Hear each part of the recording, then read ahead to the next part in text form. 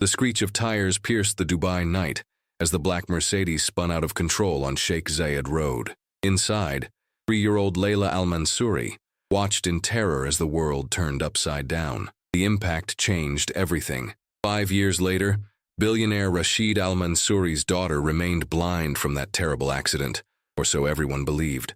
Monthly medical treatments from the family's trusted doctor were supposed to help, but somehow Layla never improved. Until a Syrian refugee working as a maid noticed something impossible, something that would expose a crime so twisted it would shake Dubai's elite to their core and reveal that sometimes the people we trust most are capable of the most unthinkable betrayals. Before we dive into this shocking story, drop a comment below and tell us where you're watching from. Make sure to subscribe, because what you're about to discover will leave you speechless. Rashid Al-Mansouri stood at the floor-to-ceiling windows of his corner office on the 47th floor of the Burj Al Mansouri, watching the sun set over Dubai's glittering skyline. At 42, he commanded a business empire worth over $3 billion. Yet the weight of grief made him feel like the poorest man alive. His phone buzzed with the day's final report. Another record-breaking quarter, another milestone achieved. The numbers meant nothing. They hadn't meant anything since that terrible night 5 years ago, when his world shattered along with the windows of his wife's Mercedes. "Sir?" His assistant's voice crackled through the intercom. "Your brother Omar is here to see you. He says it's about Layla's medical appointments." Rashid's jaw tightened slightly. Omar had been insufferably helpful since Nadia's death, managing Layla's medical care with obsessive attention to detail. Sometimes Rashid wondered if his younger brother was trying to compensate for something, though he couldn't imagine what. Omar entered without waiting for permission, his expensive suit impeccable as always. At 38, he shared Rashid's dark eyes and strong jawline, but where Rashid carried the weight of grief, Omar seemed energized by purpose. "Brother," Omar said, embracing Rashid warmly, "you look tired. Have you been taking your medication?" "What medication?" Rashid asked, confused. "For your heart palpitations. Dr. Mahmoud prescribed them last month when you complained about chest pains. Don't you remember?" Omar's voice carried gentle concern that made Rashid feel foolish. The truth was, Rashid's memory had been fuzzy lately. The stress of running the company while managing Layla's condition was taking its toll. "Of course. I've been forgetting small things." That's exactly what Dr. Mahmoud warned about. Stress can cause memory issues. Omar placed a small bottle of pills on the desk. "He asked me to remind you to take these with your evening coffee. Just one, twice daily." Rashid pocketed the pills without examining them closely. Omar had always been detail-oriented, managing the family's medical affairs with the precision of a military operation. "How was Layla's appointment this week?" Rashid asked. Omar's expression grew somber. "Challenging. Dr. Mahmoud says her condition requires more frequent treatments now. The nerve damage is progressive, and we need to increase the vitamin injections to prevent further deterioration." "More treatments?" Rashid's heart sank. "I thought she was improving. She seemed happier this week." "Children often mask their pain, brother. That's why we need Dr. Mahmoud's expertise. He's been treating visual nerve disorders for 20 years. Without his interventions, Layla could lose even more function." The words hit Rashid like physical blows. The idea that his daughter might be suffering more than he realized filled him with familiar guilt. He'd failed to protect Nadia from that drunk driver 5 years ago, and now he was failing to heal their daughter. "Whatever she needs," Rashid said quietly. "Cost is irrelevant." "I know. That's why I've arranged for the treatments to continue indefinitely. Dr. Mahmoud has developed a specialized protocol just for Layla's case. The injections stimulate the optic nerve pathways, preventing complete atrophy." Omar's medical knowledge always impressed Rashid. His brother had studied biology before joining the family business, and his understanding of Layla's condition had been invaluable. "I should be there for her appointments," Rashid said, guilt gnawing at him. "You have a company to run, a legacy to protect for Layla's future. Let me handle her medical care. It's the least I can do for my precious niece." Omar's voice carried such genuine affection that Rashid felt ashamed for doubting his brother's motives. The drive home through Dubai's affluent neighborhoods passed in a haze of guilt and exhaustion. Rashid took one of the pills Omar had given him, washing it down with bottled water. Almost immediately, a strange lethargy crept through his limbs, making him grateful his driver was handling the navigation. As they approached the mansion's gates, Rashid noticed unfamiliar activity near the staff quarters. A small, weathered woman was hanging laundry on a line that hadn't been used in years, her movements efficient and purposeful. "Who is that?" Rashid asked his driver. "The new maid, sir, Amira Hassan. Mrs. Khalil hired her yesterday to replace Fatima." Another replacement. The staff turnover in his household had been relentless since Nadia's death. Nobody could handle the combination of his demanding schedule, Layla's special needs, and the oppressive sadness that permeated every room. Inside the mansion, silence greeted him like an old enemy. The marble floors reflected the crystal chandelier's light, creating patterns that Layla would never see. Fresh flowers filled expensive vases, their beauty wasted on a family too broken to appreciate it. "Papa?" The voice drifted from the main staircase, small and hopeful. Rashid's heart clenched as he watched his 8-year-old daughter descend the stairs, her hand trailing along the banister with practiced caution. Layla moved with the careful, measured steps of someone navigating an invisible world, her beautiful dark eyes staring straight ahead, seeing nothing. "I'm here, Habibti," Rashid said, using the Arabic endearment his wife had favored. He knelt down as Layla approached, letting her small hands find his face. "You smell different," she said, wrinkling her nose. Sleepy and sad, Rashid was startled by her perceptiveness. The medication Omar had given him was indeed making him drowsy. "Just tired from work, little princess." The new lady made dinner. She asked if you liked lamb with pomegranate sauce.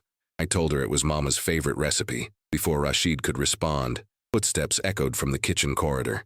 A woman appeared, carrying a tea service on a silver tray. She was petite, perhaps in her early 30s, with kind eyes and auburn hair covered by a simple hijab. Her clothes were modest but clean, and she moved with quiet confidence through his opulent home. "Mr. Al-Mansouri," she said, setting the tray on a side table and bowing respectfully. "I am Amira Hassan. Welcome home." Her Arabic carried a Syrian accent, and there was something in her voice, a strength beneath the deference that intrigued him despite his exhaustion. "Layla seems comfortable with you already," Rashid observed. "Children respond to genuine attention." Amira replied simply, "Your daughter is remarkable, sir. Intelligent, curious, and stronger than anyone realizes." The comment caught Rashid off guard. Most staff members spoke of Layla in hushed, pitying tones, treating her like fragile glass. This woman spoke as if she saw something others missed. As they moved toward the dining room, the medication Omar had given him made Rashid's steps heavy and unsteady. Amira noticed immediately, steadying him with surprising strength. "Are you feeling unwell, sir?" she asked. "Just medication," Rashid mumbled. "For my heart." Something flickered across Amira's face, concern mixed with what almost looked like suspicion. But the moment passed so quickly that Rashid, in his medicated haze, barely registered it. What he didn't notice was how Amira's eyes followed him with the keen attention of someone who had seen the effects of unwanted medication before. And he certainly didn't see how Layla, supposedly blind, turned her head to track a bird flying past the window, her eyes following its movement with perfect precision before quickly returning to their vacant stare. But Amira saw everything. The next morning brought Rashid's first glimpse into Amira Hassan's unconventional approach to caring for Layla. He had returned early from a business meeting, his head still foggy from the medication Omar insisted he take, when he heard something that stopped him cold. Laughter. Pure, uninhibited children's laughter echoing from the mansion's garden.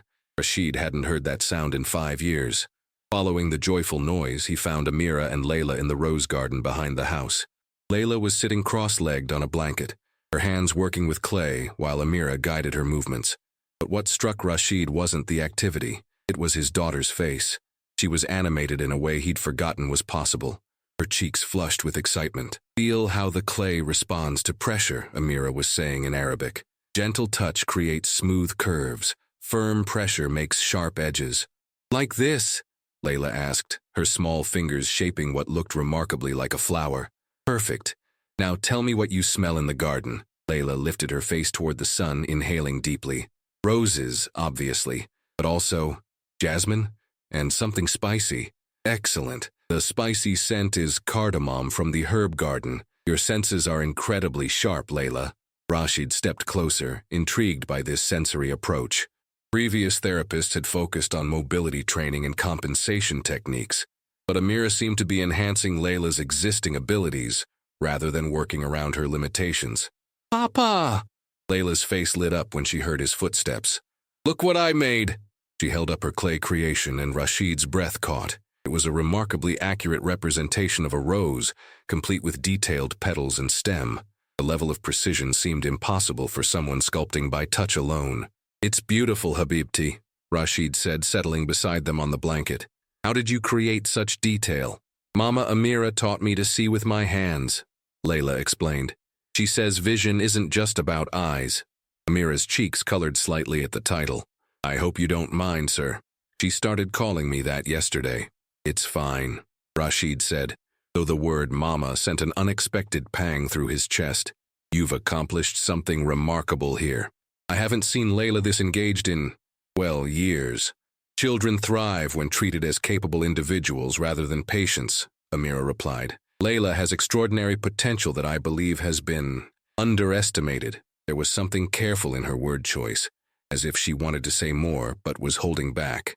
Rashid was about to probe further when his phone buzzed with an urgent message from Omar. "Doctor, Mahmoud wants to schedule Layla's treatment for this afternoon instead of tomorrow. Emergency opening in his schedule. Can you have her ready by 2 p.m.? Rashid showed Amira the message. "Layla has a medical appointment. Can you prepare her?"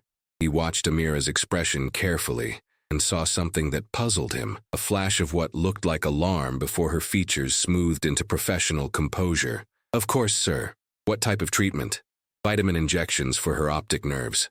Dr. Mahmoud has been administering them monthly since the accident." "For 5 years?" Amira's voice was neutral, but Rashid caught an undertone he couldn't identify. "Yes. My brother Omar coordinates all her medical care. Dr. Mahmoud is a family friend and specialist in pediatric neurology." Layla's animated expression had faded at mention of her appointment. "Do I have to go today, Papa? Mama Amira was going to teach me to make a whole garden with clay." The reluctance in her voice troubled Rashid. "The treatments are important for your health, Habibti. Dr. Mahmoud is helping your eyes get better." "But they never get better," Layla said quietly. "They only hurt more after the injections." Amira's hands stilled on her own clay work. "The treatments cause pain?" "Just temporarily," Rashid said quickly, though he realized he'd never asked Layla directly about her experience.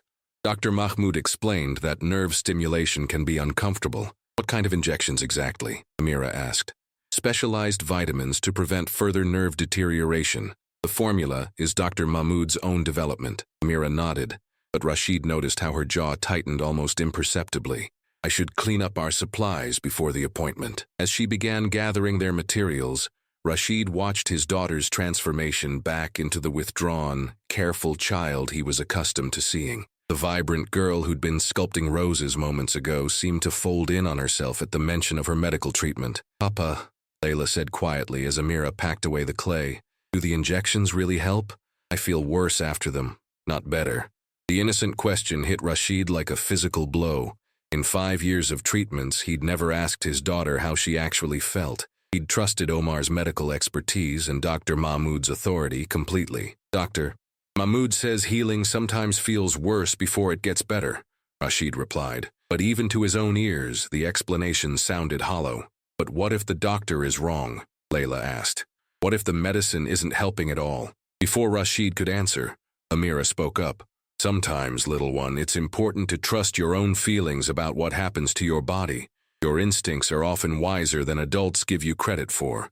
The comment seemed innocent enough, but Rashid caught something in Amira's tone that made him study her more carefully. There was a quiet intensity in her expression, as if she were trying to communicate something without saying it directly.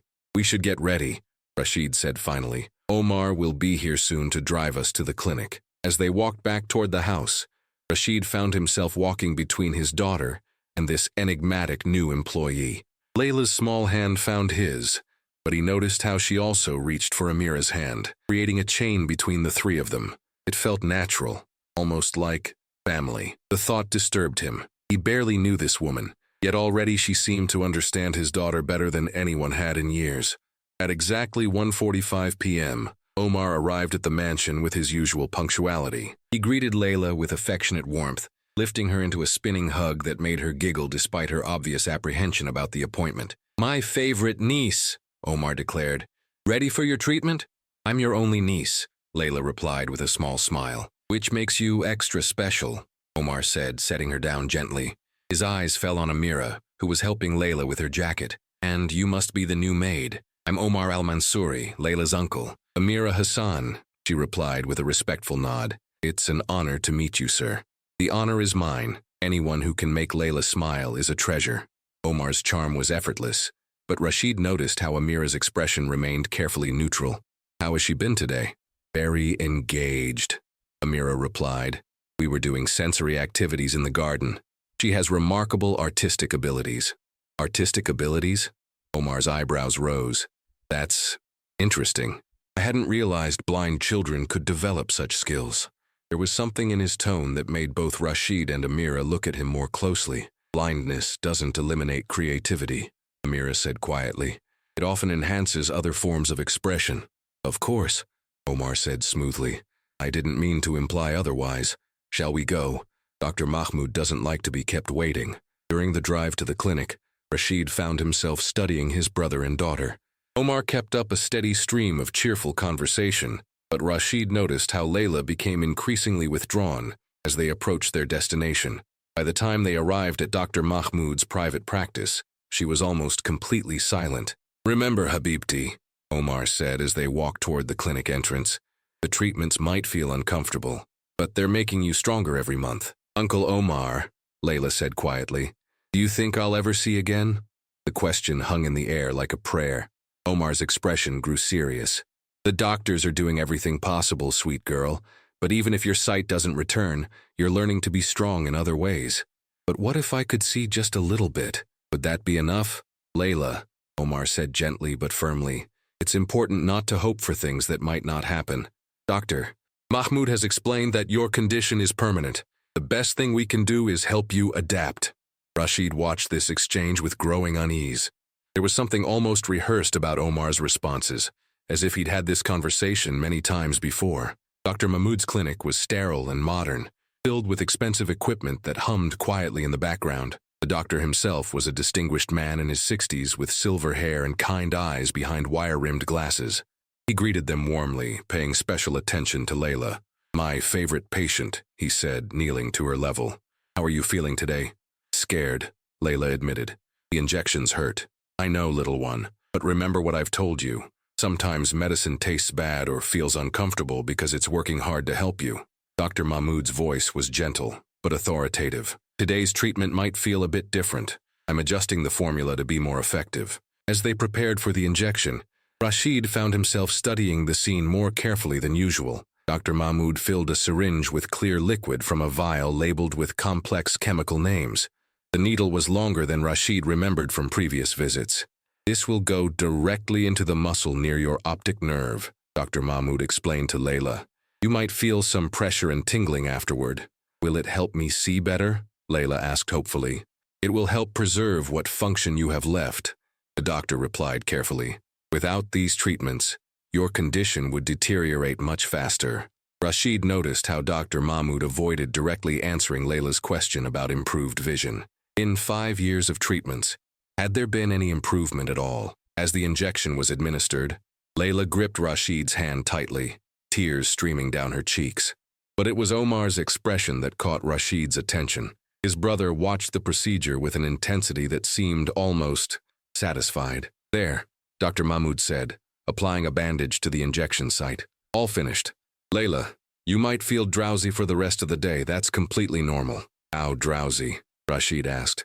Drowsy enough that she should rest immediately when you get home, Omar interjected. I'll make sure she gets to bed right away.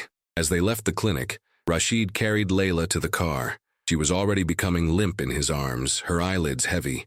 Papa, she whispered, everything looks even darker than usual. The comment sent ice through Rashid's veins. What do you mean, Habibti?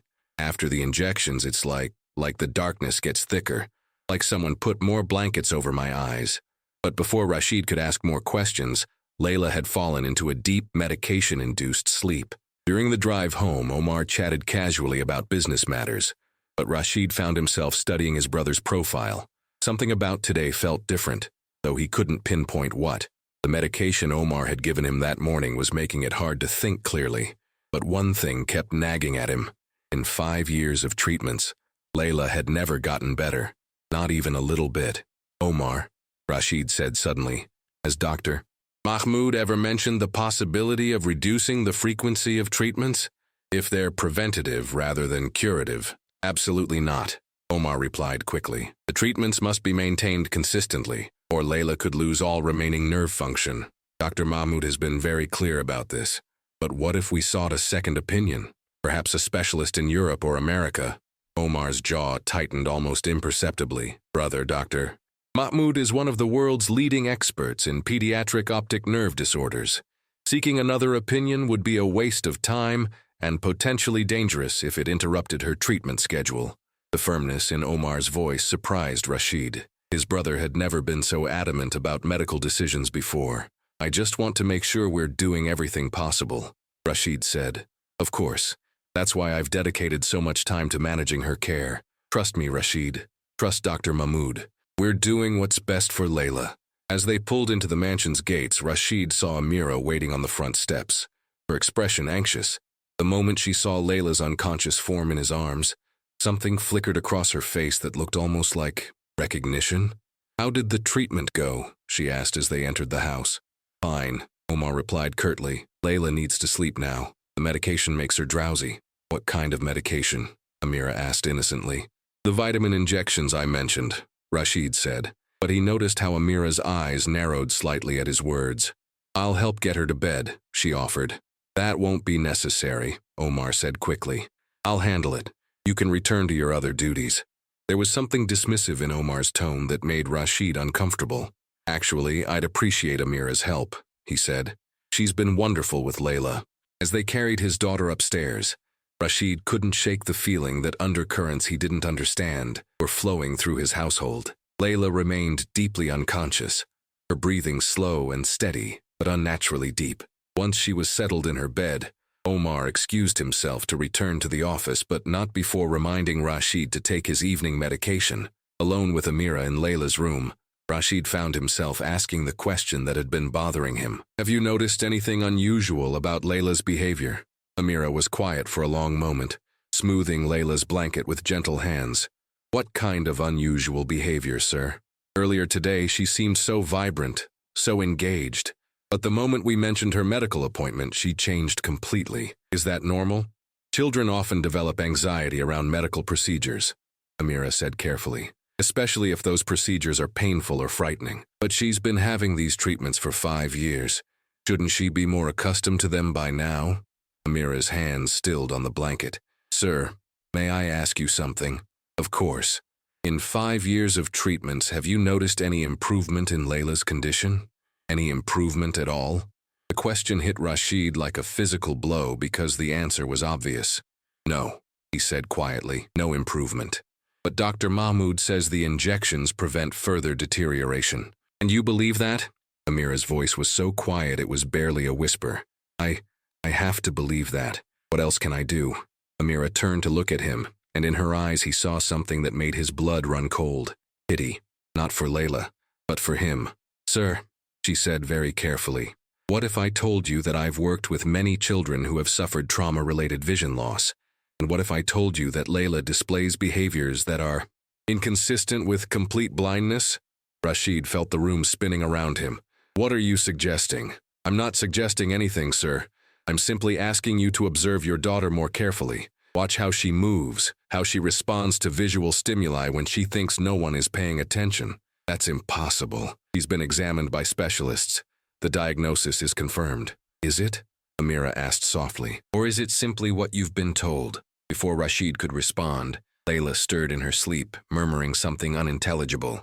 Both adults leaned closer to hear her words. No more needles, she whispered. Please, no more needles. They make the pictures go away. Rashid's blood turned to ice.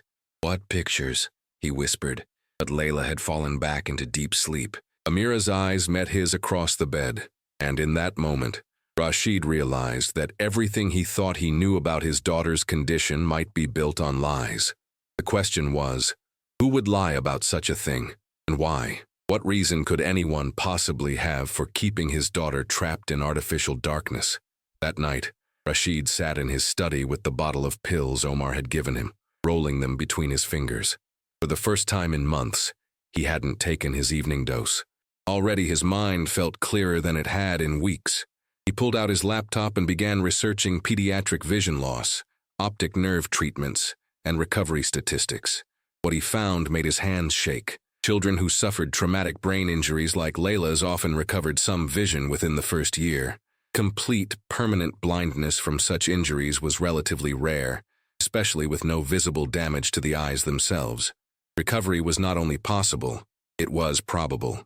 According to multiple medical sources, vitamin injections for optic nerve stimulation were considered experimental at best, and most specialists preferred rehabilitation therapy over invasive treatments.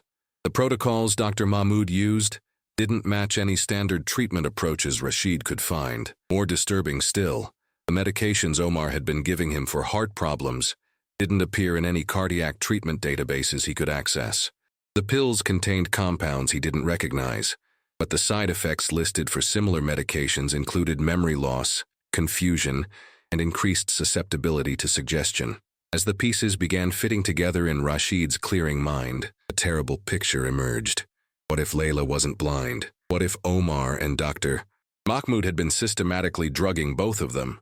Layla to maintain artificial blindness, and him to prevent him from questioning the treatment? But why would they do such a thing? What could they possibly gain from keeping his daughter disabled and him confused? The answer, when it came to him, made him physically ill. Money, control. With Layla classified as permanently disabled, Omar had gradually assumed more and more authority over family medical decisions, financial planning, and legal arrangements. As Layla's medical guardian, he had access to trust funds worth hundreds of millions of dollars.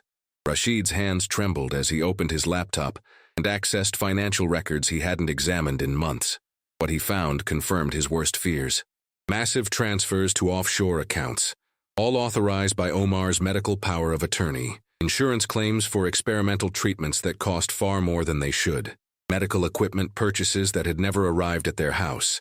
Omar hadn't just been stealing money. He'd been using Layla's fabricated disability as a cover for systematic embezzlement on a scale that could total hundreds of millions of dollars over 5 years. But the money was secondary to the more horrifying realization. If Rashid was right, if Layla wasn't truly blind, then Omar and Dr. Mahmoud had been torturing his 8-year-old daughter for years, keeping her trapped in artificial darkness while stealing her inheritance.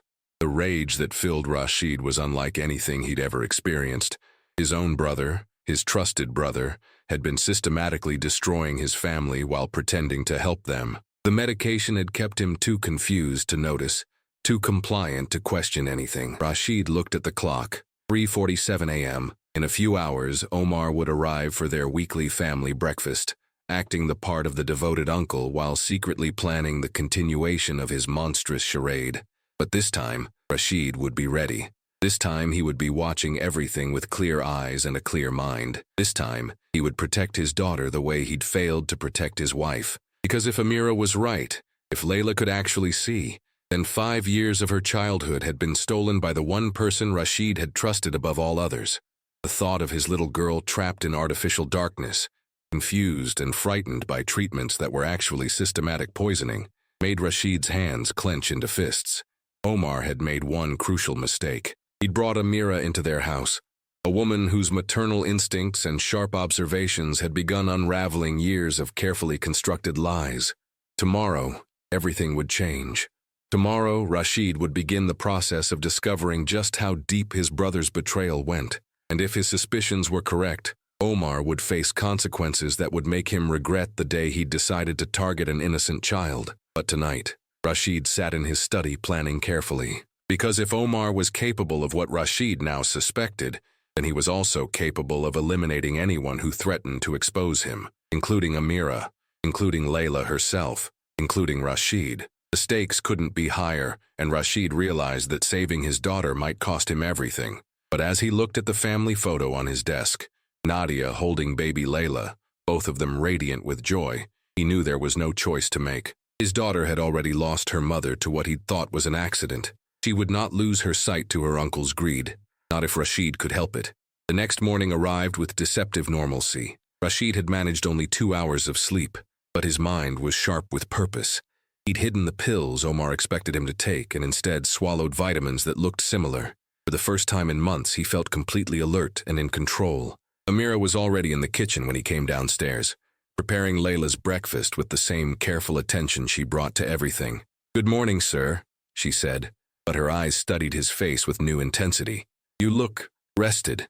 "I feel better than I have in a long time," Rashid replied honestly. "How is Layla this morning?" "Still sleeping deeply. The effects of yesterday's treatment seem stronger than usual." Amira's voice carried careful neutrality, but Rashid caught the underlying concern. "Amira," he said quietly, "I want you to know that I've been thinking about our conversation yesterday, about observing Layla more carefully." Something shifted in her expression, hope mixed with wariness. "And what have you concluded, sir?" "That perhaps I've been too trusting, too willing to accept explanations without asking harder questions." Before Amira could respond, they heard Omar's distinctive knock on the front door. Rashid watched Amira's entire demeanor change, becoming more guarded and formally deferential. "Good morning, brother," Omar's voice boomed through the entrance hall. "How's our little princess feeling after yesterday's treatment?" "Still sleeping," Rashid replied, studying his brother's face carefully. "Dr. Mahmoud said the new formula might have stronger sedative effects." "Excellent. Deep rest is exactly what her nervous system needs to process the treatment." Omar's satisfaction seemed genuine, which made Rashid's stomach churn. Was his brother truly capable of taking pleasure in drugging a child? "Omar, I've been wondering about something," Rashid said carefully. "In 5 years of treatments, shouldn't we have seen some small improvement? Some sign that the therapy is working?" "Brother, we've discussed this," Omar replied with gentle patience. "The treatments prevent deterioration. Without them, Layla could lose all remaining nerve function. You're asking the wrong question." "What's the right question?" "The right question is, how much worse would she be without Dr. Mahmoud's interventions?" "The answer is significantly worse." Omar's logic was practiced and smooth, but now that Rashid's mind was clear, he could hear the carefully constructed nature of these responses. They were designed to shut down inquiry, not encourage it. "I'd like to be present for her next treatment," Rashid said. Actually present in the room, observing the procedure. Omar's expression flickered almost imperceptibly. "That's not necessary, brother. Dr. Mahmoud prefers minimal distractions during the injections. Your presence might make Layla more anxious. Or it might comfort her," Rashid countered. "She's my daughter, Omar. I have the right to understand exactly what's being done to help her." "Of course you do. But trust in medical professionals is also important. Dr. Mahmoud has been treating her successfully for 5 years. Successfully? The word came out sharper than Rashid intended. How exactly do you define success in this context? Omar's jaw tightened slightly. Success means Layla hasn't lost any additional vision or neurological function. Success means she's stable rather than degenerating. But she hasn't improved either. Improvement was never the goal, Rashid. Preservation was the goal, and we've achieved that. There was something final in Omar's tone, as if the conversation was closed. But Rashid pressed forward. "What if we sought a second opinion, just to confirm that we're using the best possible approach?" "From whom?" Omar's voice carried an edge now. "Dr. Mahmoud is recognized internationally as an expert in pediatric optic nerve disorders. Who exactly would you consult? There are specialists at Johns Hopkins, at the Mayo Clinic, at medical centers in London and Switzerland. Surely one of them might have insights that could help Layla. And interrupt 5 years of carefully calibrated treatment? Risk destabilizing her condition because of your impatience?" Omar's voice rose slightly. "Brother, I understand your desperation, but you're not thinking clearly. The stress of her condition has been affecting your judgment." The accusation hit Rashid like a slap. "My judgment is fine, Omar." "Is it? You've been forgetting appointments, making poor business decisions, struggling with basic memory tasks. Dr. Mahmoud has been concerned about your mental state as well as Layla's condition." "What are you talking about?" "The heart medication he prescribed includes components that support cognitive function under stress. Without it, you might make decisions that could harm Layla's treatment." Rashid felt the familiar fog of confusion trying to creep back into his mind, but this time he recognized it for what it was. Gaslighting designed to make him question his own perceptions. "I feel perfectly clear, Omar, clearer than I have in months." "That's exactly what worries me," Omar said, his voice taking on a tone of concerned authority. "When patients stop taking prescribed medications, they often experience a false sense of clarity that actually indicates their condition is worsening. The manipulation was so smooth, so practiced, that Rashid realized Omar had been using these techniques for years. Every time he'd questioned anything, Omar had undermined his confidence with medical jargon and appeals to authority. "I want to speak with Dr. Mahmoud directly," Rashid said firmly. "I want to understand exactly what's in those injections and why Layla seems to get worse, rather than better, after each treatment." Omar's expression hardened almost imperceptibly. "Of course, I'll arrange a consultation. But Rashid, you need to understand that questioning medical treatment could jeopardize Layla's care. Dr. Mahmoud doesn't appreciate having his expertise challenged by emotional parents." "Emotional parents?" Rashid's voice was dangerously quiet. "I'm her father, Omar. It's my job to be emotional about her welfare." From the kitchen doorway, Amira watched this exchange with growing tension. She could see the conflict building between the brothers, and something in Omar's posture reminded her of dangerous men she'd encountered during the war in Syria, men who smiled while planning violence. "Perhaps I should check on Layla," she said quietly, hoping to diffuse the situation.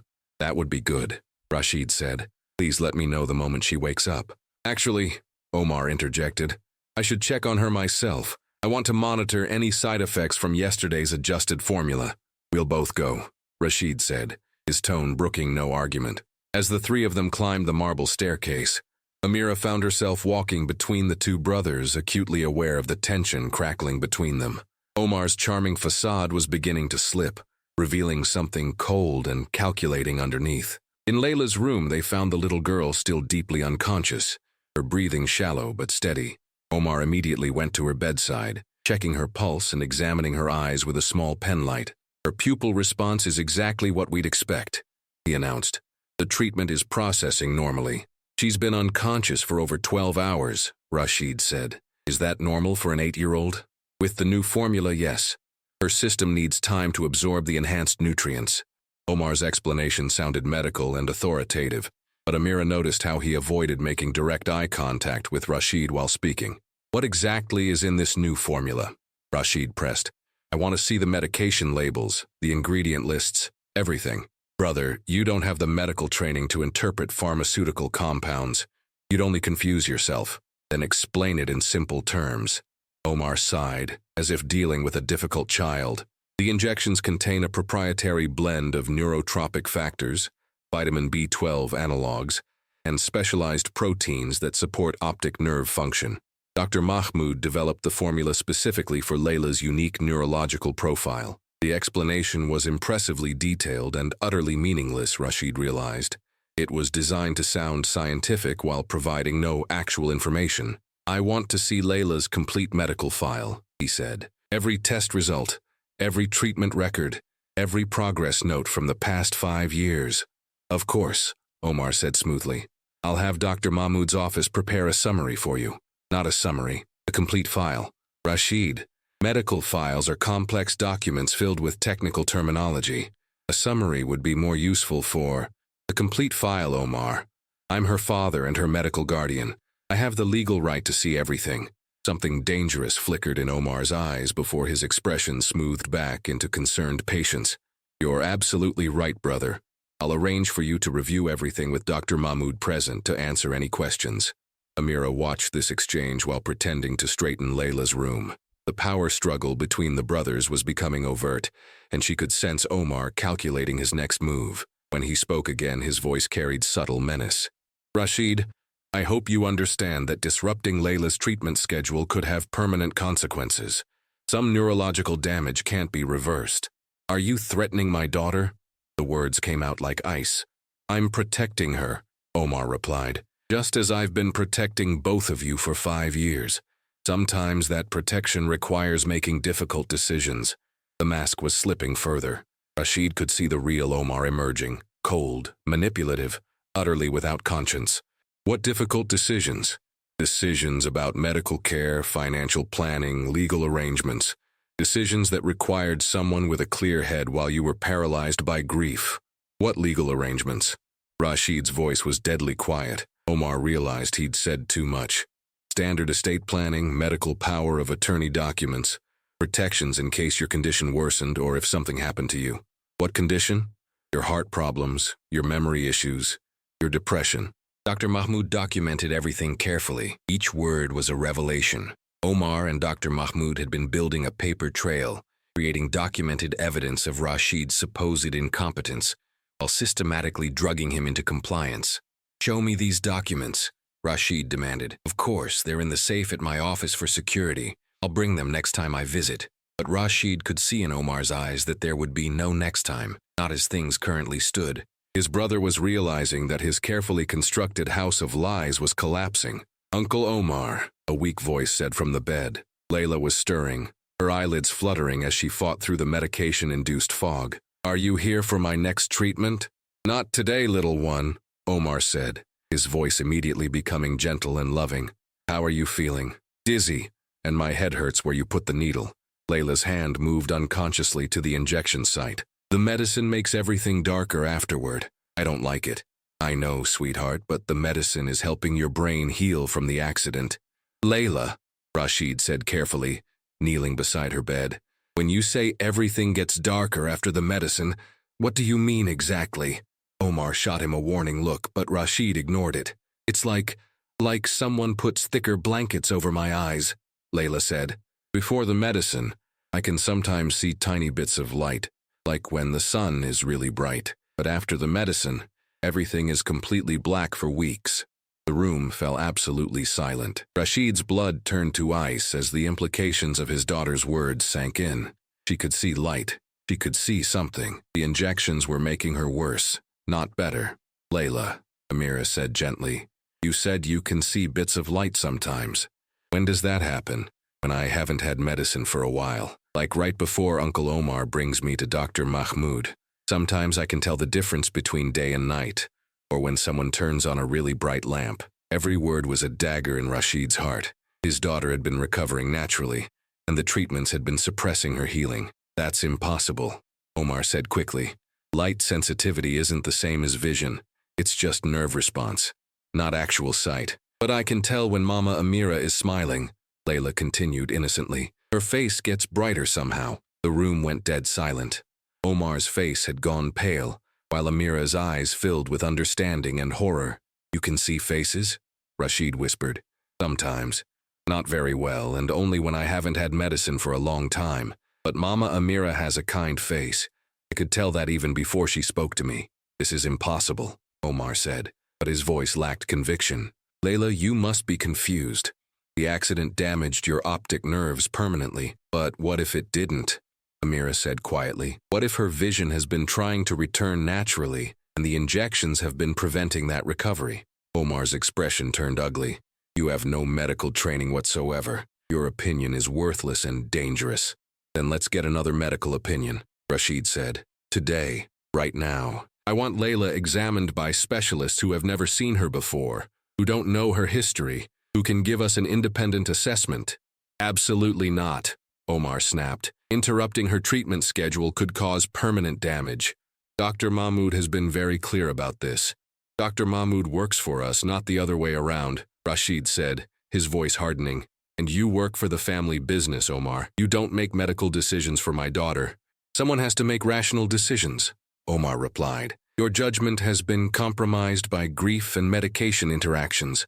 The legal documents I mentioned? They give me medical authority when you're incapacitated." The threat was now open. Omar was revealing the extent of his control, the legal web he'd constructed while Rashid was drugged into compliance. "Those documents are invalid if they were signed under duress or while I was medically compromised," Rashid said, "which appears to be exactly what happened." Omar's face twisted with frustration and something darker. "You're making a terrible mistake, brother. Some things can't be undone once you set them in motion." The menace in his voice was unmistakable now. He was warning Rashid that challenging him would have consequences. "Uncle Omar," Layla said in a small voice, "why do you sound angry? Are you mad at Papa?" The innocent question cut through the tension like a blade. Omar immediately forced his expression back into loving concern. "Of course not, little princess. Papa and I are just discussing your medical care. We both want what's best for you." "Then why does the medicine make me feel worse instead of better?" Layla asked with devastating directness. "If it was helping, wouldn't I feel better after taking it?" The logic was unassailable, even from an 8-year-old. Omar struggled to find an answer that didn't sound suspicious. Some medicine works that way, sweetheart. It has to make you feel worse temporarily while it fixes the deeper problems. But even as he said it, Rashid could hear how hollow the explanation sounded. What if I could see better without the medicine? Layla asked. What if I tried not taking it for a while? That's not possible, Omar said quickly. Missing even one treatment could cause permanent damage to your optic nerves. But what if the treatments are causing the damage? Amira asked quietly.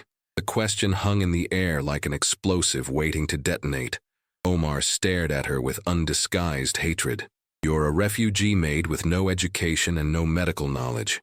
Your opinions about my niece's health care are not welcome. She's the only person who's actually observed Layla carefully, Rashid said. She's the one who noticed inconsistencies that medical professionals somehow missed. She's filling your head with dangerous nonsense that could cost Layla her remaining nerve function. Then prove it, Rashid said. Let's take Layla to a completely independent medical facility. Let's have her examined by doctors who have never heard of Dr. Mahmoud or his specialized treatments. Let's get brain scans, optic nerve assessments, visual field tests, everything. If you're right, the tests will confirm Layla's permanent blindness and vindicate Dr. Mahmoud's approach. Omar was trapped. Refusing would make him look suspicious, but agreeing would expose his conspiracy. That kind of comprehensive testing could take weeks to arrange, he said, and stopping her treatments during that time would let us see if her condition improves without the injections, Rashid finished, which is exactly what I intend to do. Omar's mask finally fell away completely. His expression turned cold and calculating, revealing the predator he'd been hiding beneath years of concerned brotherhood. Rashid, you're making a mistake that will destroy everything I've worked to protect. Some decisions can't be undone. Some secrets can't be revealed without consequences that extend far beyond Layla's medical care. The threat was explicit now. Omar was warning that he had leverage beyond medical authority, that challenging him would bring down consequences Rashid couldn't imagine. But as Rashid looked at his daughter, still weak from injections that might have been poisoning her for years, he realized he didn't care what Omar might do to him. What secrets, Omar? He asked quietly. What exactly are you threatening me with? Omar's smile was cold and empty. Some things are better left buried, brother. Some accidents are better left unexamined. Some people are better left alive. The words sent ice through everyone in the room. Omar wasn't just talking about medical malpractice anymore. He was talking about Nadia's death, about the car accident that had started this entire nightmare. Amira instinctively moved closer to Layla's bed, positioning herself between the child and Omar. What are you saying about my wife's accident? Rashid asked, his voice deadly quiet. I'm saying that some truths are more dangerous than lies. Some revelations carry a price that's higher than you're willing to pay. Tell me what you mean. I mean that Nadia's accident wasn't as random as you believed. I mean that her death served certain purposes. I mean that challenging me now could lead to more accidents involving people you care about. The room fell absolutely silent as the implications sank in. Omar wasn't just confessing to medical fraud. He was confessing to murder. You killed my wife, Rashid whispered. I protected this family from a woman who was asking too many questions about financial discrepancies she didn't understand. The confession hung in the air like poison. Omar had murdered Nadia, then spent 5 years torturing their daughter while stealing millions from the family fortune. The scope of his brother's evil was beyond anything Rashid had imagined possible. You sabotaged her car, Rashid said, pieces falling into place. That's why the brakes failed on a vehicle that had been serviced the week before. Nadia was investigating irregularities in the company books. She was going to expose legitimate business strategies as theft. Her death prevented a scandal that would have destroyed everything our father built. Legitimate business strategies? Rashid's voice was shaking with rage. You've been embezzling millions while torturing my daughter. I've been managing family assets efficiently, while providing Layla with the best possible medical care. Omar's tone was matter-of-fact, as if discussing mundane business matters. Her condition generates insurance payments, tax benefits, and medical exemptions that have protected hundreds of millions in family wealth. Her condition that you created and maintained through systematic poisoning, through necessary medical interventions that have kept her stable and our finances optimized. Omar's admission was complete now. He'd murdered Nadia, been poisoning Layla for years, drugging Rashid into compliance, and stealing vast sums of money, all while presenting himself as the devoted brother and uncle. The injections aren't vitamins, Rashid said. They're toxins designed to suppress her vision. They're specialized pharmaceuticals that maintain her condition at optimal levels for medical classification and insurance purposes. You've been torturing my daughter for money. I've been managing family resources efficiently while she receives appropriate medical care. Omar's sociopathic detachment was complete. He showed no guilt, no remorse, no recognition that his actions were monstrous. And now? Rashid asked. What happens now that I know the truth? Now you have a choice, Omar said calmly. You can accept that this arrangement has worked successfully for 5 years and continue to benefit from it, or you can try to change things and face the consequences. What consequences? Accidents happen, brother. Car brakes fail. Medical treatments can be adjusted to have more permanent effects. Household staff can disappear without explanation. His gaze moved meaningfully to Amira and Layla. The threat was crystal clear. If Rashid tried to expose the conspiracy, Omar would kill all of them. You would murder your own niece? I would protect family assets and eliminate threats to our financial security, Omar corrected. Layla's current condition is useful. Her permanent elimination might become necessary. The casual way he discussed murdering an 8-year-old child made Rashid's blood run cold. This wasn't his brother anymore. This was a monster who had been pretending to be human for years. And if I agree to maintain the status quo, then nothing changes. Layla continues her treatments, you continue your medications, and our family continues to prosper. The arrangement has worked perfectly for 5 years, except that I know the truth now. The truth is, whatever version serves our purposes, the truth is that Layla is blind, that you have medical conditions requiring medication, and that I manage family affairs because I'm the only one capable of making rational decisions. I'll expose everything, Rashid said. I'll go to the police, to the medical board, to international authorities. I'll tell them about Nadia's murder, about Layla's poisoning, about the embezzlement. Omar smiled coldly. With what evidence? Medical records that show a dedicated brother caring for a disabled niece and unstable widower. Financial documents that demonstrate proper asset management. Witness testimony from a respected doctor about your deteriorating mental condition. The scope of Omar's preparation became clear. He'd been building false narratives for years, creating paper trails that would support his version of events. Dr. Mahmoud will testify against you once he faces criminal charges. Dr. Mahmoud will testify that he provided appropriate medical care according to established protocols, and that interference from an emotionally unstable parent endangered his patient's health. Every angle had been covered. Every potential exposure anticipated and countered. Omar had been planning this conspiracy for years, perhaps from the moment Nadia's accident provided the opportunity. The financial records will show the embezzlement. The financial records will show appropriate medical expenses, legitimate business investments, and conservative asset management during a period of family crisis. Independent medical experts will examine Layla and discover that she's not blind. Independent medical experts will find a child whose vision has been damaged by interrupted treatment protocols and parental interference with established medical care. Even now, even exposed, Omar was thinking 3 moves ahead, turning every potential revelation into support for his narrative. People will believe me over you. People will believe documented evidence over emotional accusations from a man with well-documented mental health issues and substance abuse problems. Rashid realized with growing horror that Omar had been setting him up for years, creating medical records of depression, anxiety, and addiction that could discredit any accusations he might make. You've thought of everything, Rashid said quietly. I've protected this family efficiently and completely, Omar replied. That protection continues as long as you make rational decisions. And if I don't, then Layla's next treatment will be her last. You'll suffer a cardiac event related to your existing condition, and the household staff will be dismissed for theft. Omar's tone remained conversational, as if discussing weekend plans. Amira Hassan will return to Syria, where accidents happen frequently to refugees without proper documentation. The threat extended to everyone who knew the truth. Omar was prepared to commit multiple murders to protect his conspiracy.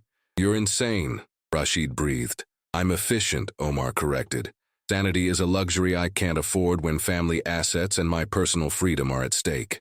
Your personal freedom? 5 years of embezzlement charges would result in significant prison time. Murder charges would be even more serious. I prefer to avoid both outcomes. Omar's admission was complete. He'd killed before and would kill again to avoid consequences for his crimes. "So what happens now?" Rashid asked. "Now you make a choice," Omar said. "Rational cooperation that preserves everyone's current situation, or emotional resistance that ends badly for everyone you care about. That's not a choice. That's extortion backed by murder threats. That's reality management based on practical considerations," Omar replied. "You have 24 hours to decide which approach you prefer." 24 hours? Layla's next treatment is scheduled for tomorrow afternoon.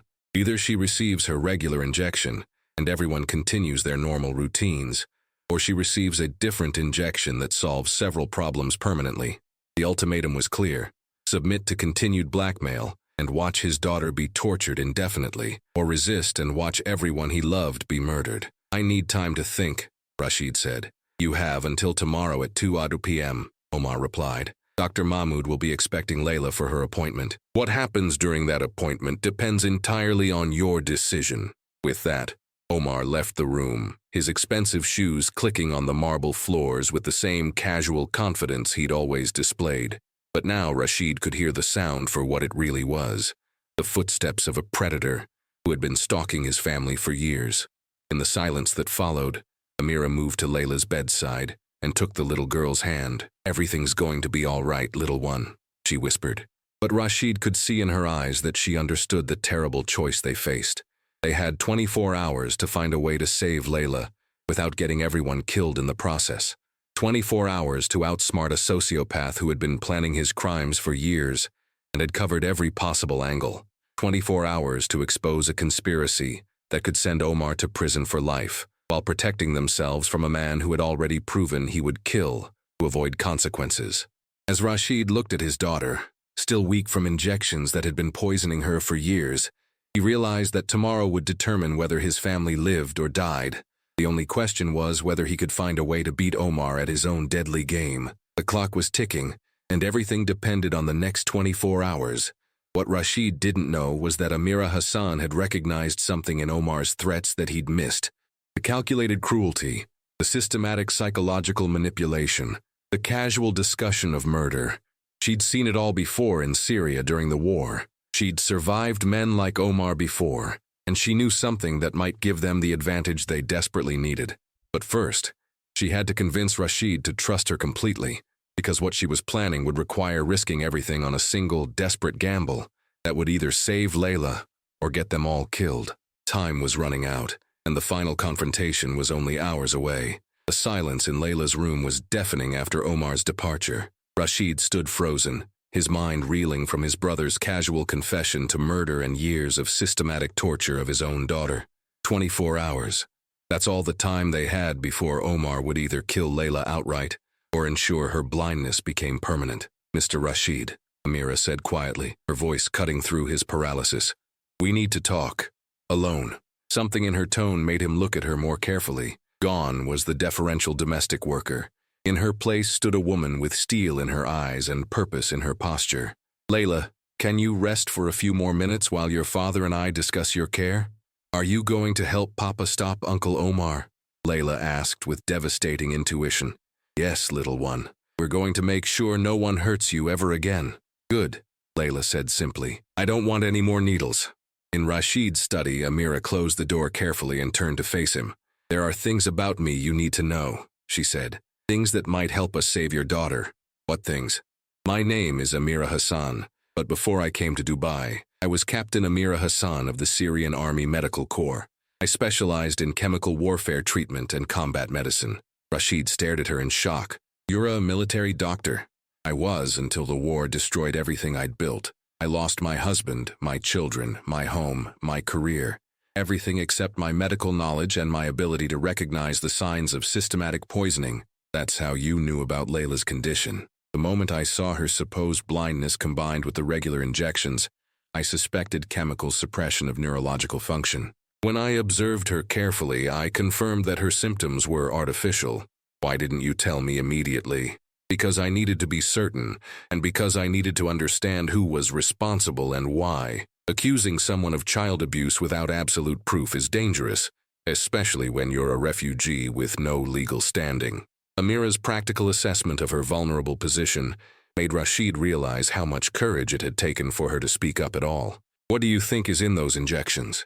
Based on Layla's symptoms and recovery patterns, I believe it's a neurotoxin that temporarily paralyzes optic nerve function, something like botulinum toxin, administered in precisely calculated doses to maintain blindness without causing permanent damage. Why not permanent damage? Because permanent damage would end the medical justification for ongoing treatments. Omar needs Layla to be disabled, but not dead, treatable but never cured. It's the perfect setup for long-term medical fraud and embezzlement. The clinical analysis was devastating in its clarity, so she could recover completely. If the injection stopped, her vision would likely return gradually over several weeks. As the toxin cleared her system, she might have some residual effects, but children's nervous systems are remarkably resilient. Omar won't let that happen. He'll kill her first. Not if we move faster than he expects, Amira said. I have a plan, but it requires you to trust me completely and act against every instinct you have as a father. What kind of plan? We're going to let Omar think he's won. We're going to deliver Layla to her appointment tomorrow as if you've agreed to continue the arrangement. Absolutely not, Rashid said immediately. I won't let him inject her with poison again. He's not going to inject her with poison, Amira said calmly, because the syringe he uses won't contain poison. Will contain harmless saline solution. How can you guarantee that? Because I'm going to switch the medication before the appointment. Rashid stared at her. You're going to break into Dr. Mahmoud's clinic and tamper with medical supplies? I'm going to use skills I learned in Syrian military hospitals to neutralize a chemical weapon being used against a child, Amira corrected. The location doesn't change the moral imperative. It's too dangerous. If Omar discovers what you've done, he won't discover it immediately. The saline injection will look identical to the neurotoxin. Layla will appear to react normally. Some drowsiness, some disorientation. But without the actual toxin, her system will begin recovering. And then we document her recovery. We take video evidence of her regaining vision.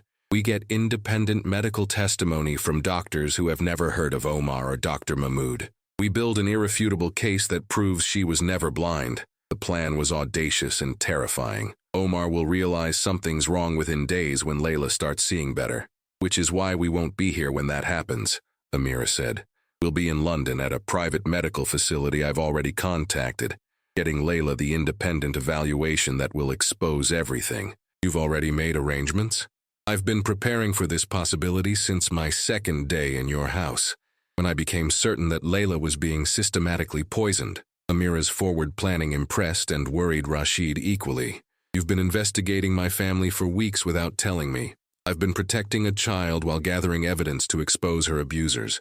The fact that you're her father made you an ally, not an enemy, but I needed to be certain of your character before involving you. The accusation stung because it contained truth.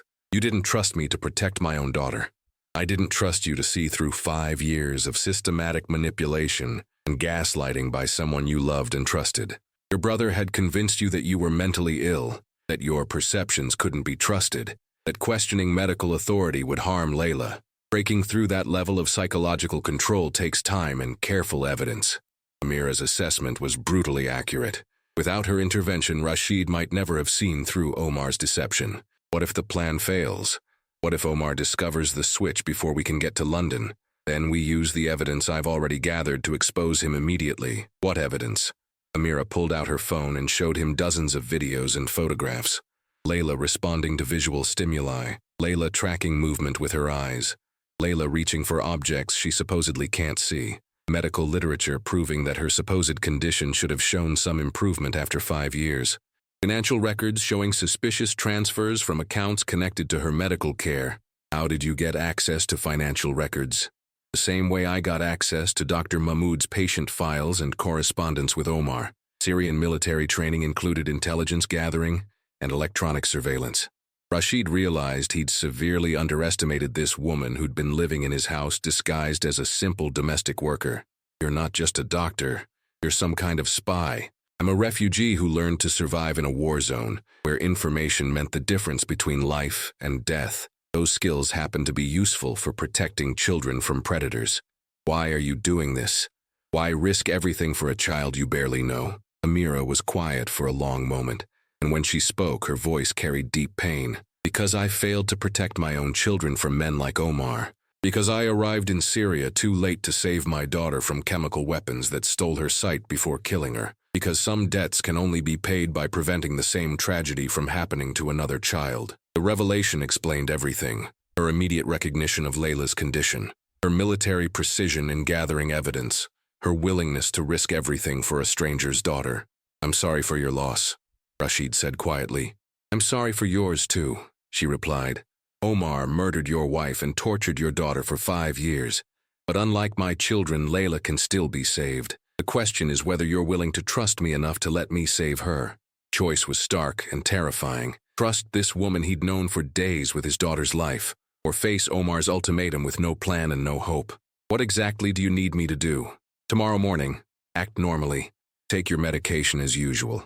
I've already replaced the contents with harmless vitamins, so you'll stay clear-headed while appearing compliant. When Omar arrives for the appointment, behave as if you've accepted his terms. Express reluctance but ultimate submission to his medical authority. And, during the appointment, stay in the waiting room. Don't try to observe the injection. Your presence might make Omar suspicious if he notices anything unusual about my behavior. Your behavior? I'll be there too. Dr. Mahmoud will need a medical assistant for the procedure, and his regular nurse called in sick this morning. Rashid stared at her. You got yourself hired as his assistant? Syrian military doctors learn to be resourceful. His nurse will remain sick until after tomorrow's appointment. How can you be sure Omar won't recognize you? Because he's never seen me as anything other than invisible household staff. Men like Omar don't really see women they consider beneath their notice. The plan was intricate and dangerous, relying on dozens of variables falling into place perfectly. What if something goes wrong? Then we improvise. But Rashid, you need to understand something. This is Layla's only chance. Omar isn't bluffing about the permanent injection. If we don't act tomorrow, your daughter will either die or be blinded forever. The stakes couldn't be clearer. And if we succeed, then Layla recovers her sight. Omar and Dr. Mahmoud go to prison for attempted murder and child abuse, and you get your daughter back. What about us? What happens between us after this is over? The question surprised him as soon as he asked it, but Amira's presence in his life had become more important than just her role in saving Layla. That depends on whether you want a former Syrian military doctor with a refugee's legal status to be part of your life permanently. Yes, Rashid said without hesitation. Whatever happens tomorrow, I want you to stay, not as an employee, but as family. Ask me again when Layla can see our faces clearly, Amira said softly. Ask me when you're sure this isn't just gratitude for saving your daughter. It's not just gratitude. Then prove it by helping me save her. Rashid nodded. Decision made. What do I need to do tonight? Sleep if you can. Eat normally. Spend time with Layla, but don't tell her anything about tomorrow's plan. Children can't keep secrets from adults who know how to question them. She's going to be terrified when we take her to the clinic. She's been terrified of those appointments for 5 years. Tomorrow will be the last time she ever has to be afraid of Dr. Mahmoud's needles. That evening, Rashid sat with Layla as she ate dinner, watching her carefully for signs of the vision she'd been hiding. Now that he knew what to look for, the evidence was overwhelming. She consistently reached for her water glass without fumbling. She turned her head to follow conversations even when speakers moved around the room. She smiled in response to facial expressions she supposedly couldn't see. How had he missed such obvious signs for so long? The answer was painful but clear. He'd been too drugged, too manipulated, too overwhelmed by grief to see what was right in front of him. Papa, Layla said as he tucked her into bed, are you really going to let Uncle Omar give me more medicine tomorrow? Yes, Habibti, but I promise you, it will be the last time you ever have to have those treatments. Really? Hope flickered in her eyes. Really? After tomorrow everything will be different. Will I be able to see you and Mama Amira clearly? The question broke his heart because she already could see them, but had been trained to hide her ability to protect herself from even worse abuse. You'll be able to see everything clearly, he promised. The whole beautiful world will be yours to explore. I can't wait, she whispered, and for the first time in 5 years, Rashid believed that his daughter's future held joy instead of darkness. As he left her room, Rashid found Amira in the kitchen, preparing what looked like medical supplies. Last-minute preparations, she explained. I want to be ready for any complications. Are you scared? He asked. Terrified, she admitted. But fear keeps you alive in dangerous situations. Overconfidence kills. Thank you, Rashid said, for everything, for seeing what I missed, for caring about a stranger's child, for risking your life to save her. Thank you for trusting me despite every reason you have to doubt a refugee with a fabricated story and suspicious skills. They stood together in comfortable silence, two people who had found each other under impossible circumstances and were about to risk everything on a plan that would either save a child or get them all killed. Whatever happens tomorrow, Rashid said, I want you to know that you've given me hope for the first time since Nadia died. You've shown me that love isn't always about blood family. Sometimes it's about choosing to protect someone who needs you. Layla chose me too, Amira replied. The moment she called me Mama, I knew I would do anything to keep her safe, even if it costs me everything. Tomorrow would determine whether their courage and love would be enough to defeat Omar's 5-year conspiracy of murder and torture. Tonight, they held each other close and prepared for the battle that would decide their family's fate. The next morning dawned gray and cold, matching the tension that filled the Al-Mansouri mansion. Rashid forced himself to follow his normal routine: coffee, business calls, medication that was now harmless vitamins. When Omar arrived at 11 a.m., Rashid was ready to give the performance of his life. Good morning, brother, Omar said with his usual warmth, searching Rashid's face for signs of his decision. How are you feeling today? Resigned, Rashid replied, letting exhaustion show in his voice. You're right. I can't risk Layla's health based on emotional reactions to her medical care. Omar's smile was genuinely pleased. I'm glad you've seen reason. Dr. Mahmoud will be relieved to continue her treatment without interference. I want to understand something, though. If I cooperate completely, if I never question the medical protocols again, can you guarantee Layla's treatments will remain standard? The question was carefully phrased to sound like submission, while actually asking for confirmation that Omar wouldn't escalate to murder. As long as the current arrangement continues working for everyone, there's no reason to adjust Layla's treatment protocol. And my own medical care? Doctor, Mahmoud believes your current medications are helping stabilize your condition. Consistency is important for patients with your symptoms. Omar was confirming that he would continue drugging Rashid as long as he remained compliant. I understand. No changes, no questions, no interference. Exactly. I'm proud of you for making the mature decision, brother. Father would have approved. The mention of their father, who would have been horrified by Omar's crimes, made Rashid's stomach churn, but he forced his expression to remain neutral. Is Layla ready for her appointment? Omar asked. Amira is helping her get dressed. She seems less anxious than usual about the treatment. Good. Reducing her stress will make the procedure easier for everyone. Omar's casual concern for Layla's comfort while planning to inject her with neurotoxin revealed the depth of his sociopathy. At exactly 1:30 p.m., they loaded Layla into Omar's Mercedes for the drive to Dr. Mahmoud's clinic. She sat quietly between Rashid and Omar, her small hands folded in her lap, occasionally turning her head to track scenery that passed outside the windows. Uncle Omar, she said as they neared the clinic, after today's treatment, how long will it be before the next one? Dr. Mahmoud will decide based on how you respond, Omar replied. Why do you ask?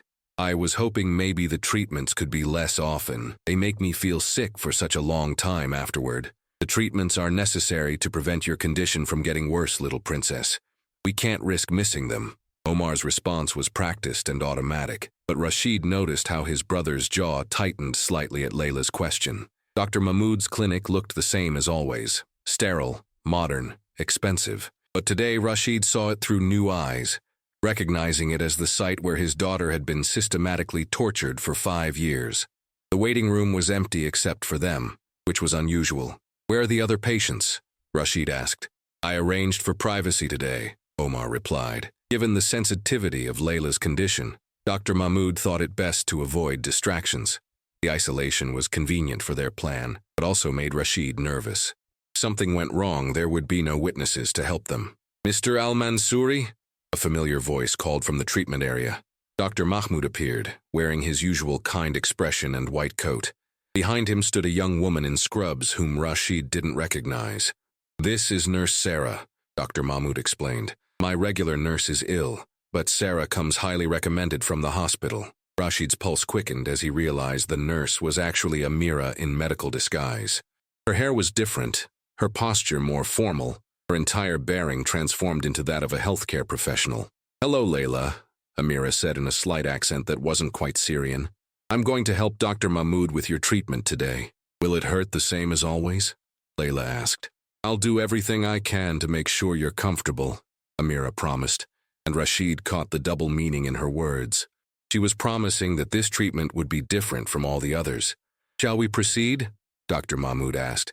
I know these appointments can be stressful for the whole family. As Omar and Dr. Mahmoud escorted Layla into the treatment room, Amira caught Rashid's eye for just a moment. Her slight nod told him that everything was proceeding according to plan. Now came the hardest part, waiting while his daughter was taken into a room where she'd been tortured dozens of times before, trusting that this time would be different. Rashid sat in the waiting room, listening to the muffled voices from the treatment area.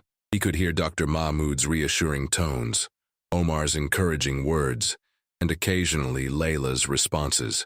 What he couldn't hear was any indication of whether Amira's plan was working. The injection itself would take only minutes, but the setup and preparation could take much longer. Rashid forced himself to appear calm while his heart hammered against his ribs. Everything depended on the next few minutes.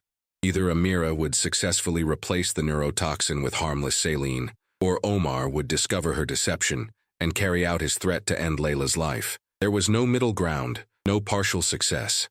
Either they saved his daughter completely, or they lost everything.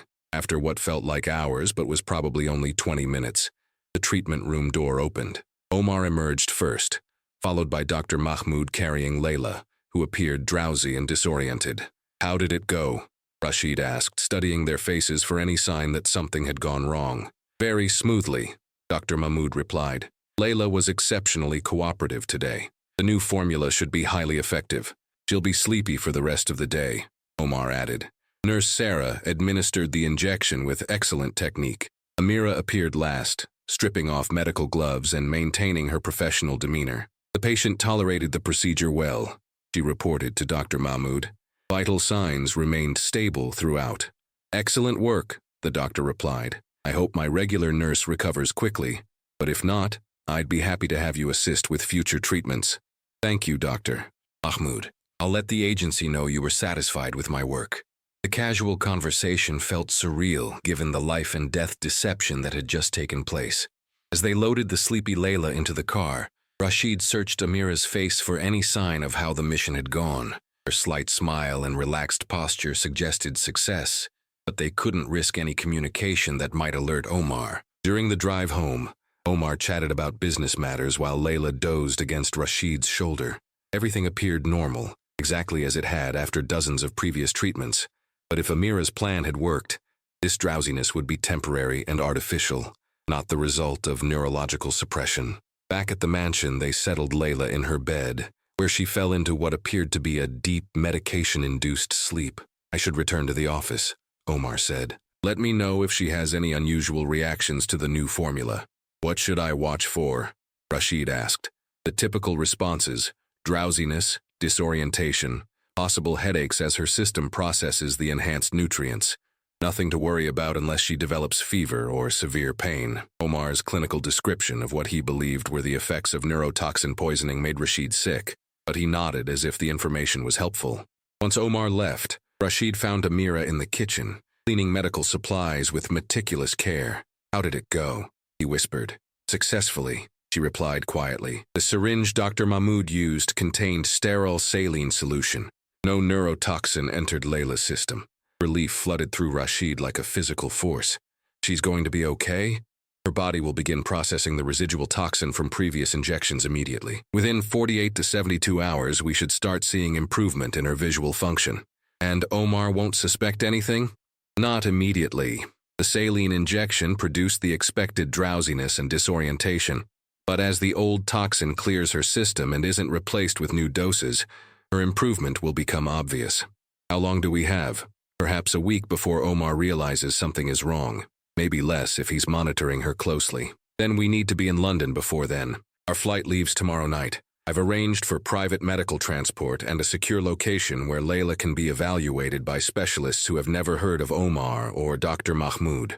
The plan was working, but they weren't safe yet. What about tonight? What if Omar decides to check on Layla's condition? He won't expect any changes until the medication has had time to work. But if he does visit, Layla will appear to be recovering normally from a standard treatment. And tomorrow?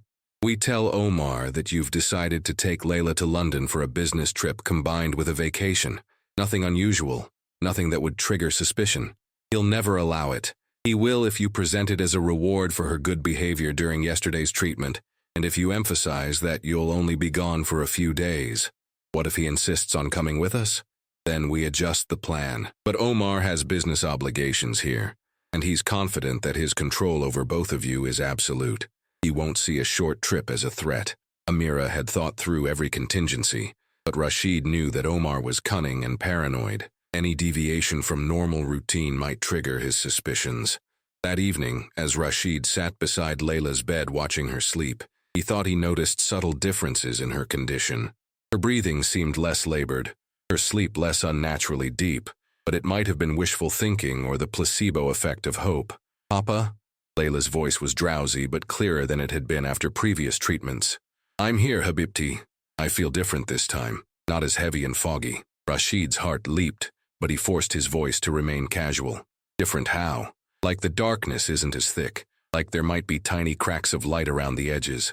The description perfectly matched what Amira had predicted, gradual improvement as the neurotoxin cleared her system. "That's probably just your body getting used to the new medication," Rashid said, following Amira's instructions not to encourage expectations that might make Layla behave differently around Omar. "Maybe," Layla said, but her tone suggested she sensed something more significant was happening.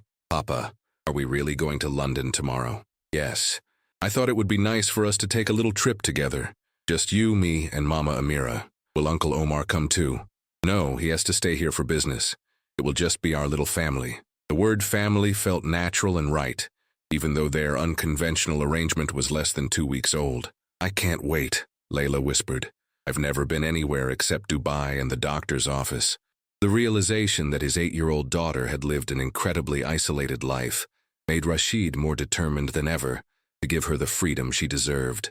As night fell over Dubai, Rashid, Amira, and Layla prepared for what might be their last night in the house that had been both a mansion and a prison. Tomorrow, they would either escape to London and begin the process of exposing Omar's crimes, or Omar would discover their deception and carry out his threats. Everything depended on maintaining the illusion for just a few more hours. But as Rashid watched Layla sleep, he could swear that her face looked more relaxed and peaceful than it had in years. Maybe it was hope, or maybe it was the first sign that his daughter was finally beginning to heal from 5 years of systematic torture.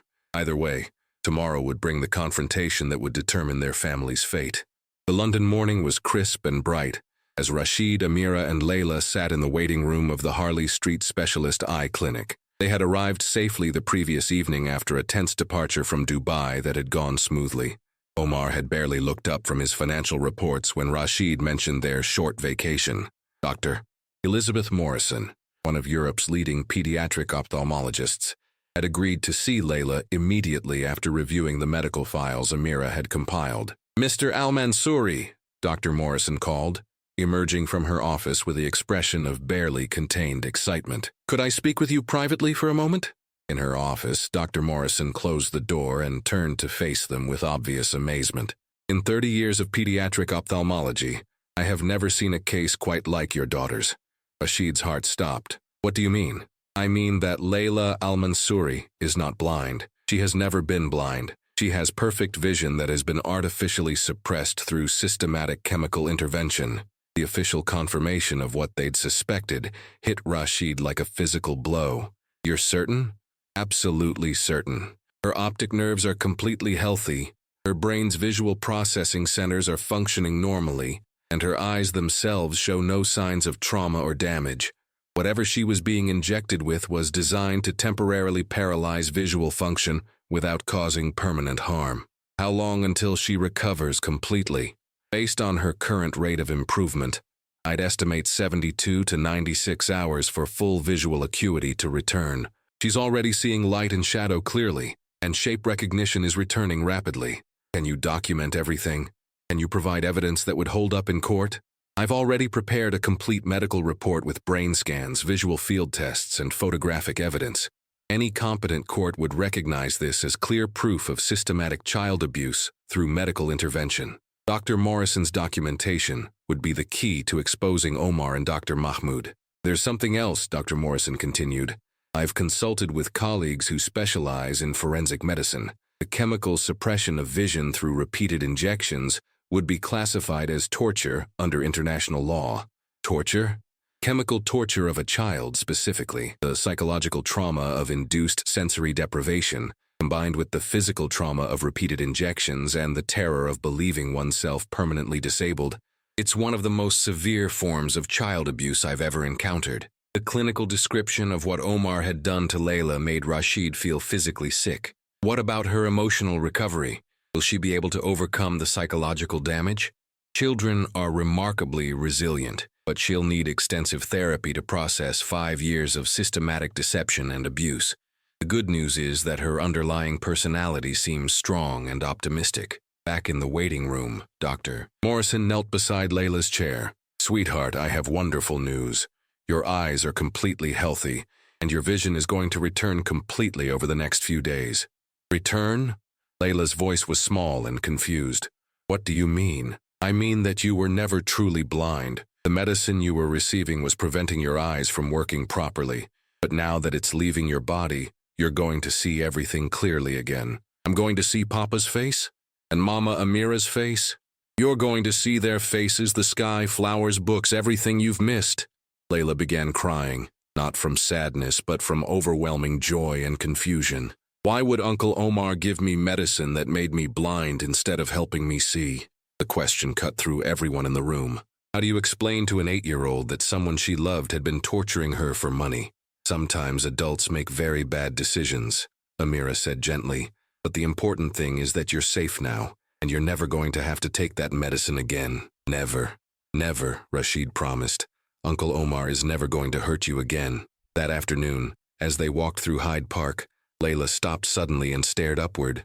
Papa, she whispered, I can see the sky. It's blue. Really, really blue. Tears streamed down Rashid's face as he watched his daughter see the world clearly for the first time in 5 years.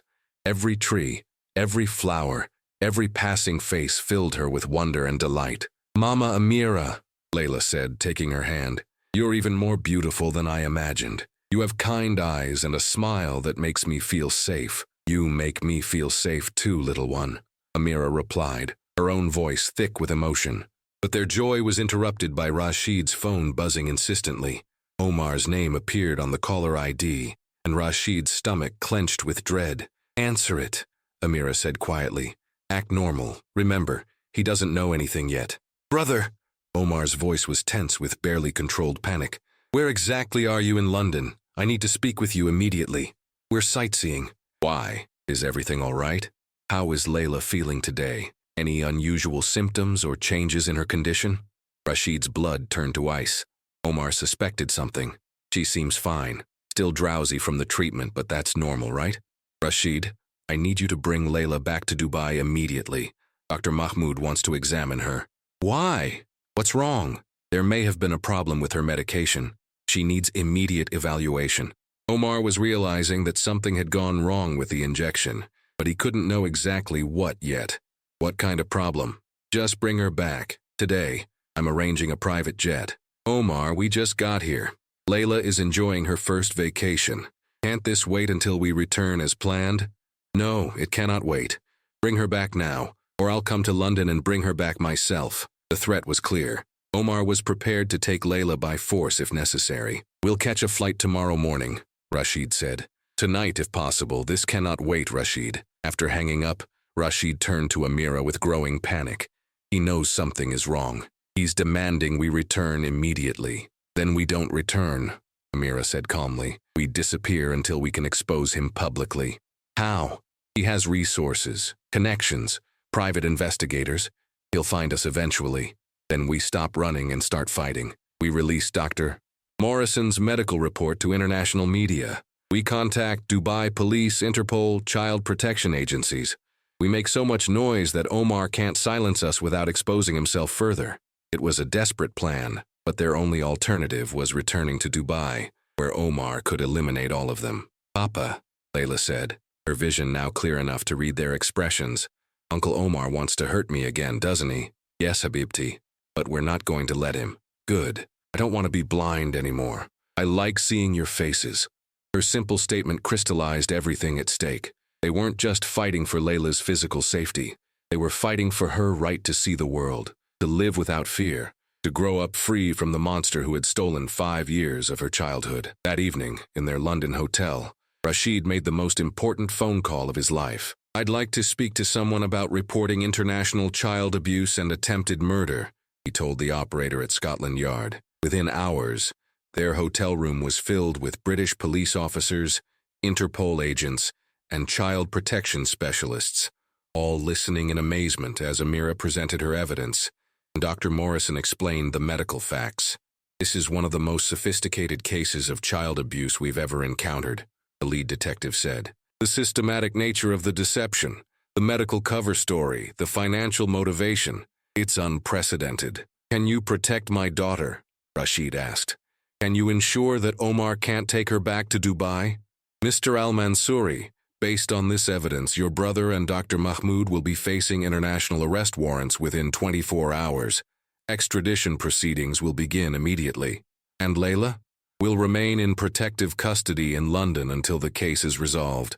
She'll receive the medical and psychological care she needs while testifying via video link to protect her from further trauma."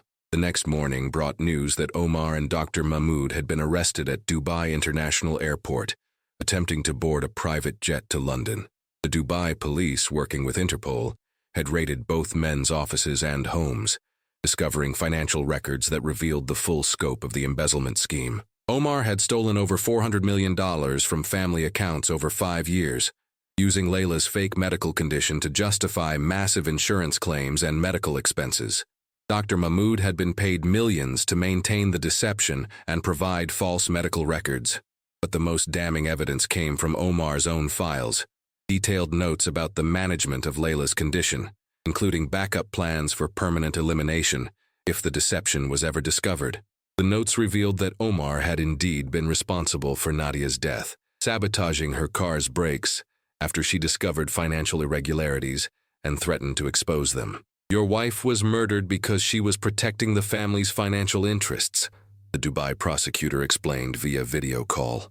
"She discovered the embezzlement and was killed to prevent exposure." The revelation that Nadia had died trying to protect their family gave her death meaning and context that Rashid had never understood. She hadn't been a random victim of a traffic accident. She'd been assassinated by his own brother to cover up massive financial crimes. Omar confessed to everything once he realized the evidence was overwhelming. The prosecutor continued. "The car sabotage, the systematic poisoning of Layla, the embezzlement, the threats against you and your household staff. He's facing life imprisonment for murder, attempted murder, child abuse, fraud, and embezzlement." 6 months later, Rashid stood in the garden of their new London home, watching Layla chase butterflies with perfect vision and unbounded joy. The legal proceedings had concluded with Omar receiving life imprisonment without possibility of parole, while Dr. Mahmoud received 25 years for his role in the conspiracy. The stolen money had been recovered and returned to the Al-Mansouri family accounts. But more importantly, Layla was free, healthy, and healing from her ordeal. "She's made remarkable progress," Dr. Sarah Chen, Layla's child psychologist, reported during their weekly session. "The nightmares have stopped, her trust in adults is returning, and she's showing normal development patterns for a child her age." The fact that she retained such optimism and resilience despite 5 years of systematic abuse speaks to her incredible inner strength. And the vision problems? Completely resolved. Dr. Morrison confirmed that Layla has perfect eyesight with no residual effects from the chemical suppression. Physically, she's completely recovered. What about emotionally? She's processing the betrayal gradually, with age-appropriate understanding. The most important factor in her recovery has been the stability and love you and Amira have provided. She feels safe now, and that safety is allowing her to heal. Rashid nodded, watching through the window as Amira helped Layla tend to their flower garden. The sight of them together, heads bent over blooming roses, filled him with contentment he'd never thought possible. "Mr. Al-Mansouri," Dr. Chen continued, "there's something else we should discuss. Layla has been asking questions about your relationship with Amira, and specifically about marriage." Rashid's heart skipped. "What kind of questions?" She wants to know if Amira is going to be her real mama officially, and when you're going to have a wedding so she can be a flower girl. The child's directness brought a smile to his face. What did you tell her? That those decisions belong to the adults involved, but that families are created by love and choice, not just by law or blood. That evening, as they sat together on the garden terrace watching the London sunset, Rashid took Amira's hand in his. "There's something I want to ask you," he said, his voice suddenly formal with nervousness. "Layla has been asking about weddings and official families. Has she now?" Amira's eyes sparkled with amusement. "She's quite the little matchmaker. She's not wrong, though. Amira, you saved my daughter's life, exposed a conspiracy that could have destroyed us all, and brought love back into a house that had known only grief for 5 years. I did what any mother would do to protect her child," Amira replied softly. "But Layla isn't my biological child, Rashid. Biology has nothing to do with being a mother," Rashid said firmly. "You've been more of a mother to her in 6 months than many biological parents are in a lifetime. She chose you, I chose you, and if you'll have us, I'd like to make it official." He pulled out a simple but elegant ring that had belonged to his grandmother. "Amira Hassan, will you marry me and officially become Layla's mother?" Amira's eyes filled with tears as she looked at the ring, then at Rashid, then through the window at Layla, who was pretending to read while obviously listening to every word. "Yes," she whispered. "Yes to marriage. Yes to being Layla's mother. Yes to being your family." Layla's whoop of joy from inside the house confirmed that she'd been eavesdropping, and she burst through the garden doors to launch herself into their arms. "We're going to be a real family," she declared, hugging them both fiercely. "Mama Amira is going to be my real mama, and Papa is going to be happy again, and we're never going to have to see Uncle Omar or take bad medicine ever again. Never again," Rashid promised, holding his daughter and his fiancée close. "We're safe now. We're together now. We're home." The wedding took place 3 months later in a small ceremony at their London home, with Layla serving as the world's most enthusiastic flower girl. Dr. Morrison, Dr. Chen, and several of the police officers who had helped expose Omar's conspiracy attended as honored guests. But the most meaningful moment came when Layla insisted on making a speech during the reception. "My mama Amira saved me from the bad medicine that made me blind," she said, her voice clear and strong as she addressed the small gathering. "She saw me when nobody else could see me, and she helped my papa remember how to be happy. Some people think families have to look the same or come from the same place, but we learned that families are people who love each other and keep each other safe. My mama came from Syria, my papa came from Dubai, and I came from being scared all the time. But now we all came to London, and we're not scared anymore because we have each other."